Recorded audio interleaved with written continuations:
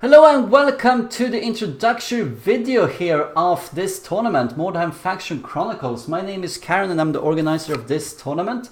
And this is a really nice new tournament format that is built upon the experience of all the previous tournaments that we've had in Mordheim, with some new ideas that aims to provide a fun experience for all players and to be a tournament that everyone can be part of at an even footing. The cool new features are team play among players, a matchmaking system and a veto system, all of which we are going to go through. But the very idea is that players are playing together as a team, and there's one team per faction, so one team for the Skaven, one team for the Cult of the Possessed, one team for the Undead, the Witch Hunters, the Mercenaries and the Sisters of Sigmar. And each of these teams are trying to complete objectives that will level up their faction and get bonuses.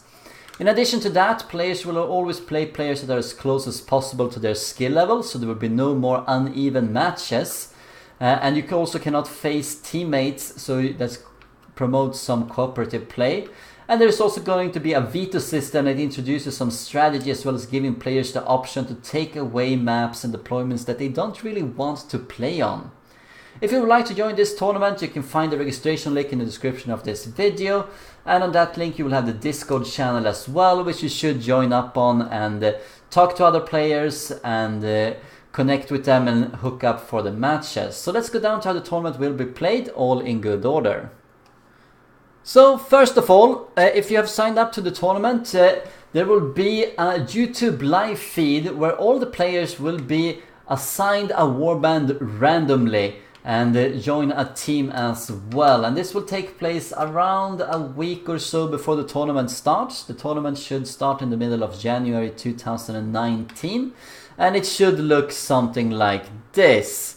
So each player's names will be drawn out of a hat, put into this little box, and then we'll roll a virtual dice to see which team they join. In this case it would have been the Mercenaries. If we roll for the second player, it's going to be the Skaven, and so forth. All the players will be seeded, especially the top players, and that is to make sure that there are going to be an uneven distribution of them, so that all the teams are even as far as player numbers go and as far as strength of play goes.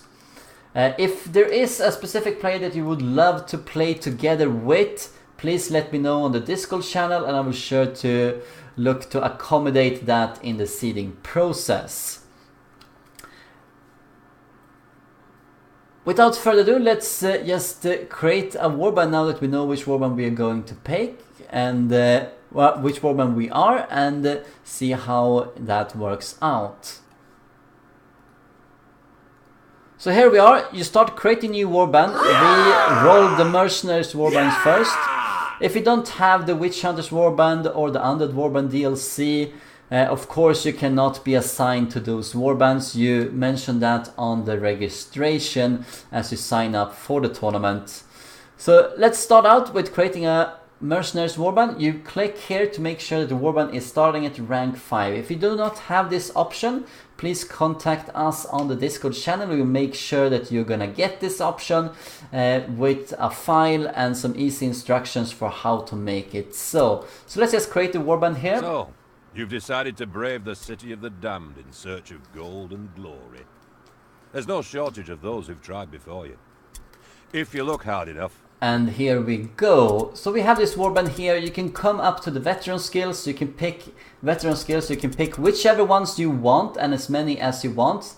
That is of no concern. You can hire whichever units you want and how many of them that you want. Even all of the DLC units, and you can even hire these units if you have them available that cost 0 gold, should you wish so. There are, however, a few rules that you need to adhere to, and let's start by bringing up a little reminder box here as we go through these things. So we already know that there are random warbands, of course, and that we do start at warband rank 5. But there are a few things now that we need to take into account. The first of them is going to be that when you do go out, and let's start and make out a few characters here, so that we have some characters and can show you around.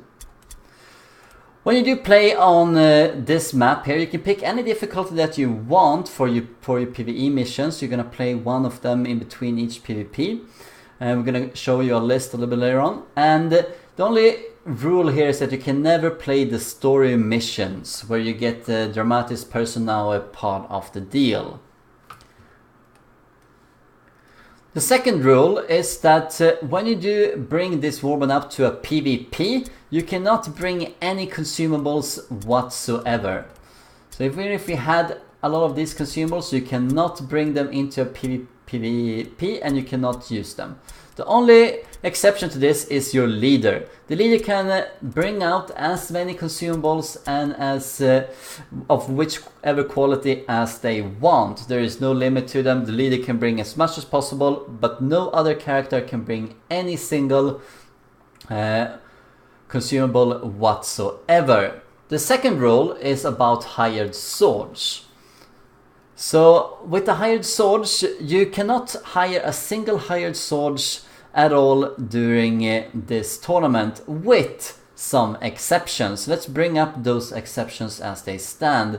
So for the mercenaries here, we can hire as many young bloods from the hired swords as we want, and it doesn't matter what kind of level they are. You can hire them straight away from level 7 if you so want. For the Skaven, they can hire as many Night Runners they want. For the Cult of the Possessed, as many Possessed. Undead, as many Dregs as they want. Witch Hunters, as many Witch Hunter heroes as they want. And Sisters of Sigmars can hire as many Augurs as they want, straight from the go. So when everyone else has level 0 units, you can get a level 7 Dreg if you so want. So, but those are the only hired swords that you can get.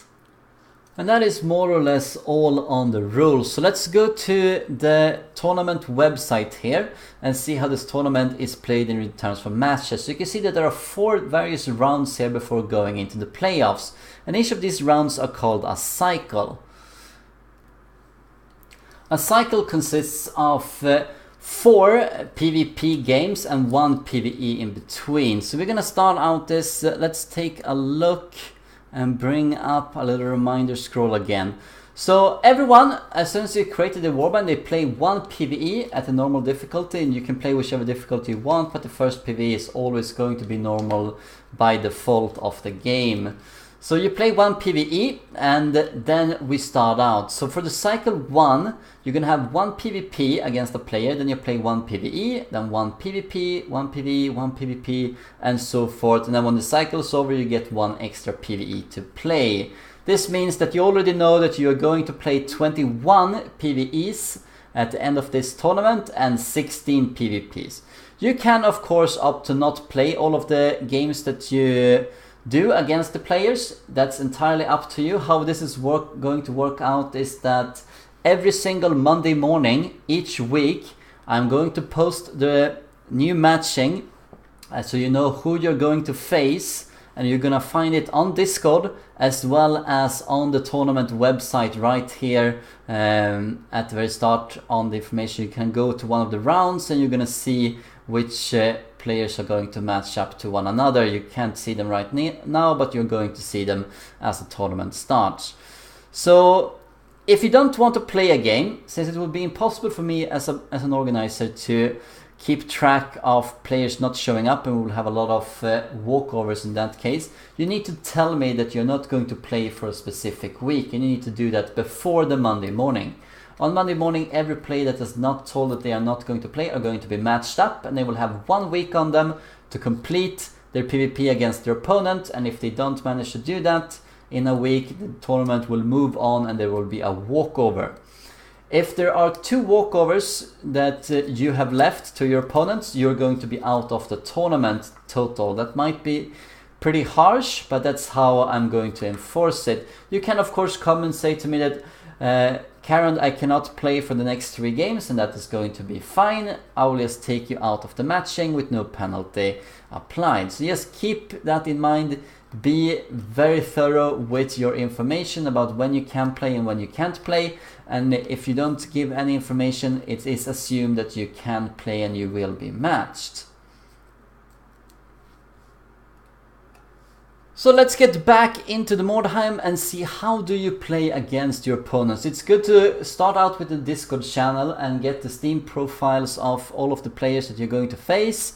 and to hook them up and talk about when you can play your game against them. You have a total of 1 week on you, and it's good if you start playing it as soon as possible in case there's a desync and so forth.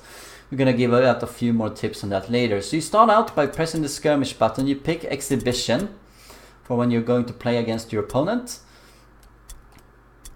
and you start out like this. So for backtracking, it's always going to be 1. For the turn timer, you always pick 90. For the deployment timer, you pick none, so you have a long time on you to pick out your deployments. Then we have one of the maps, and for the winning conditions, you as a player get to decide exactly which objective you're going to be played. But first off, let's see how you're going to pick out the map and the deployment, and this is the interesting new veto system in place. So let's jump back to this one. So whenever we have a match that is paired up, you will have it say player 1 against player 2, and the player that is first listed is the one that starts doing all of the stuff. So let us bring them back, Mordheim, and here we have. So I have this deployment card, and you can download this picture from the website as well, and you can use it to decide what you want to do. So what you first do, the player that is player 1, the one on the left column, always, that player starts out by picking which map that is going to be played on. And you have 8 maps to pick from: Noble 1, 2, 3, 4, and Merchant's Quarter 1, 2, 3, 4. So player 1 picks whichever map they want, and that's the map the game is going to be played on. Then he takes up this deployment card, and he looks at all of the 10 different deployments that are available. Then he starts to veto some of the deployments that he doesn't want to play. So you can veto, for example, Hunt in the Darkness, let's veto Walk in the Fog, veto Vision of Dread, veto Pillagers, and vetoes Hunters and Prey. You get to veto 5 options. Then you turn over the card to your opponent, and they pick player 2. This is the first time player 2 does something, and they pick whichever one of these remaining 5 deployments that they want to play on, and then you play on that. It's as simple as this. So player 1 picks the map, player 1 also takes off 5 deployments, and player 2 picks one of the remaining 5 deployments, and then you go.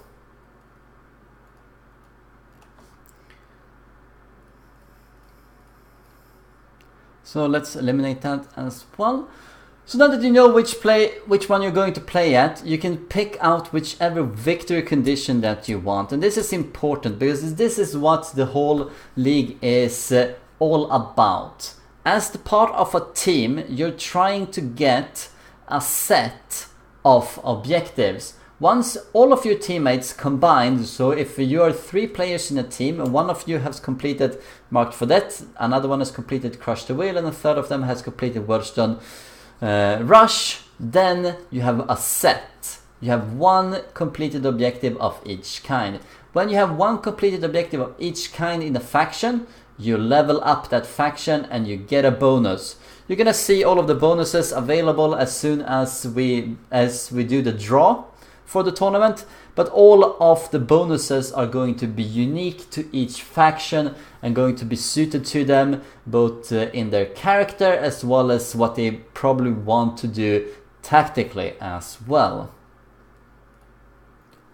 And that is more or less it. And before you do play a PvP game, please make sure that you go up into your remote folder on your computer. You can see that here where you have installed it, program file, Steam user data, and there will be an 8 numbers here that is going to be completely random. They are your Steam number, then 276810, which is Mordheim and remote. And you take one of the save game files that corresponds to your warband. If you don't know what that is, then you just go into your warband and you switch an item around, and then you go back and you look here, and it's going to be the one that has been latest modified. You take that little file and then you just copy copy it and you put it somewhere else in a different folder somewhere on your computer, and then in case you do crash you can put it back. So that way your stats is going to be more or less the same as they would be if you were not crashing. It's also a good way to safeguard against any unfortunate events that might happen to your computer or to your game. So that goes over all of the rules, and once we have played all of the 16 PvPs, that is all the 4 cycles of this tournament, we're gonna go into the playoffs, as you can see here. And the 4 best factions are gonna go to the playoffs, and they're gonna play first the semi-final, where we put 1 player, so the 2 best players of each faction will play for their faction. So we have one of them, for example, if we have Skaven against Mercenaries, we have 1 Skaven player against a Mercenary player, and then in the bottom one, a Skaven and a Mercenary player. And in case both Skaven players win, they win the semi-final. If 1 Skaven player win and 1 Mercenary player win, the 2 winners face off against each other on who gets to go through, which faction is going to go through to the final. And then we play the same thing there in the final as well, looking exactly the same. So that accounts for all of the rules and stuff, so let's quickly go over them again before we get down to some technical details in case you are interested. So warbands are randomized on a live YouTube feed. All warbands will start at rank 5. There is no story missions available, you cannot play them, only leaders can use consumables, and no hired swords with the exception of dregs, youngbloods, augurs, witch hunter heroes, night runners and possessed. There's a total of 16 PvP, 21 PvE against the computer. A list with who your next match will be up each Monday morning with 1 week to play. You don't have to play all of these games, mind you just need to let us know in advance if you don't if your real life comes up and you cannot play for a certain week, but you need to do that in advance. If you don't play, you leave a walkover otherwise, 2 walkovers and you're out of the tournament. As for setting the game up, there's going to be 90 seconds, you have backtrack 1, you have a 0 deployment timer, you have a veto system to pick map and deployment, and you get to pick your own objective. And that is more or less it. So let's go down to some of the more technical details, but right now you have all the information that you need to join up with this tournament. But if you're really interested in how some of the details goes, let's start out with that now. So the matchmaking system, there's a lot of math that goes through that, and it is what is called as a Karond system, which is more commonly used in chess. So there we go. And Karond is, what can I say, it's a Swiss kind of system, which meaning that it's trying to get players that are at a certain ranking to play against each other. And it does this by making sure that player 1 always plays the ranked player 2, player 3 always plays ranked player 4, and so forth, with the inclusion that you cannot face a player that you've already played within the same round. And for us that's going to be the cycle. But since we are also doing a little bit some extra stuff here, a bit of more maths, we have adjusted this system for chess to something that looks a bit more like this. Yeah, you see what I did there? Indeed. So what I'm adding here is that you can also not face any of your teammates, which adds a second layer to it. So basically you will have a certain win percentage of how much many matches you have won, and that's gonna put you on a ranking. The score that you score against your opponents is not gonna count whatsoever, but the amount of objectives that you managed to do is gonna serve as a tiebreaker, particularly Crush the Will, getting the tiebreaker of the tiebreaker. So if you have completed 3 objectives each, the one who's completed more Crush the will get ahead, and after that is going to be Marked for Death, and last Wellstone Rush. So once we have this sort of table of how many of an internal ranking, We're gonna start out with the top player. The top player is gonna look down at all the players below him and play the toughest opponent that he always can face. That's typically gonna be the second ranked player, but not if the second ranked player has already played him during the cycle. So, or if there is in such a case that they are at within the same warband, then that's also not going to play out. Sometimes there might be a mathematical anomaly that's going to produce that you're not facing the second player, but instead might be facing the third player because there are no more options for the second player to face someone else, and so forth. That can also happen. But rest assured that it's going to be arithmetic, and you can always ask questions about it. I'm going to be pretty transparent about this method and how it's going to play out. The end objective is, of course, that you do play an opponent that has more or less the same win ratio as yourself and is more or less on the same skill level as well, as judged by the win ratio. And if there are opponents that forfeit certain games, like if you do leave a walkover, that's going to count as a win, but to your opponent. And also if we are going to be uneven numbers of players, like if we end up with a tournament of 23 players, then the bottom player will always get a bye. But you can only get a bye once during the entire tournament. And a bye means that you get an automatic win against no one in particular. So you just advance up the table. You can only get a bye once until all players have gotten a bye at least once. Then we start over in the procedure. So we start out with the bottom ranks that get byes so that they can catch up on the rankings.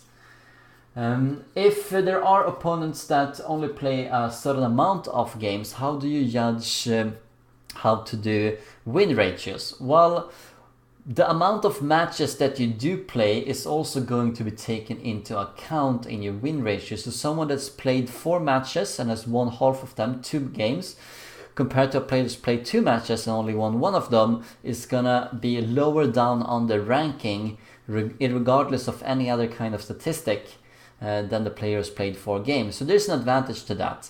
Also, when we do pick out the 4 factions that is going to go through, it's all about wins, and that's going to be as a percentage of the amount of games also being played, discounting the worst result. So if you do have someone in your team that is always losing a game, you should try and help them up so that they can, of course, help you bring out objectives and level the faction up. But they're not gonna be sinking you down. It's gonna be the top players' results that are going to count. In addition to this, I am going to try really hard, since there are 4 cycles, I'm going to try really hard to implement another mathematical barrier here, which is that you should only be able to face a single player 3 times maximum before the playoffs. So even if you are 2 players that always win your games all the time and you end up facing each other in every single one of the first 3 cycles, I'm going to make a great attempt at making sure that you will not be facing that opponent for the 4th cycle, so that there will be a bit more variety to your play. I cannot guarantee that, but I'm going to make the utmost to make that happen. So there'll be greater variety on who you are facing.